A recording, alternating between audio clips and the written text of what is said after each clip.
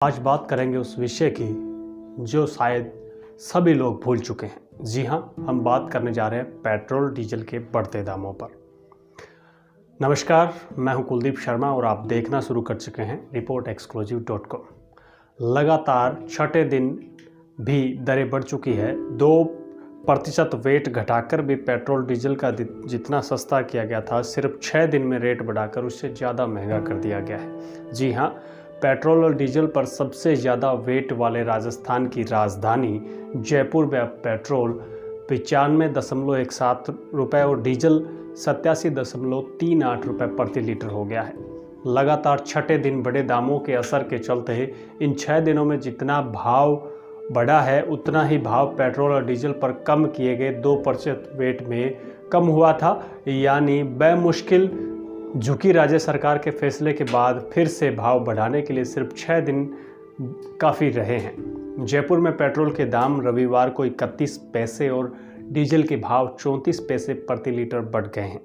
बीते 6 दिनों में पेट्रोल 1.91 रुपये और डीजल 2.08 रुपये प्रति लीटर महंगे हो गए हैं। जिस समय पेट्रोल पर वेट कम किया गया था, पेट्रोल 93.86 रुपये था और डीजल 85.94 रुपये प्रति लीटर था। वेट कम होने से पेट्रोल घटकर ₹1.35 सस्ता हुआ था और वहीं 92 रुपये पे आ गया था। तो वहीं डीजल जो है वो घटकर 1.32 रुपये यानी 84.62 रुपये प्रति लीटर हो गया था। यानी वेट घटने से जितनी रेट घटी थी, लगभग उतनी ही रेट अब बढ़ चुकी है।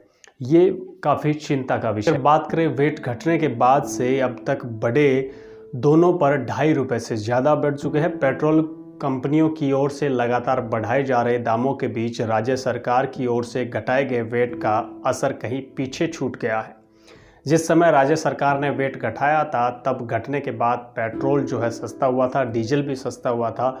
लेकिन आज पेट्रोल उसमें 2.66 रुपये और डीजल 2.76 रुपये और महंगा हो गया है। हालांकि ये बात अलग है कि राज्य में वेट कम करने के बावजूद भी देश में अभी तक सबसे ज़्यादा वेट की दरें यही हैं। पड़ोसी राज्यों की तुलना में सीमावर्ती जिलों से पेट्रोल और डीजल की खपत बेहद कम है। कारण यह है कि वहाँ के लोग पड़ोसी राज्यों के ही पंप से फ्यूल भरवाते हैं। 4 से 6% कम वेट कर सकती है सरकार अगर चाहे तो।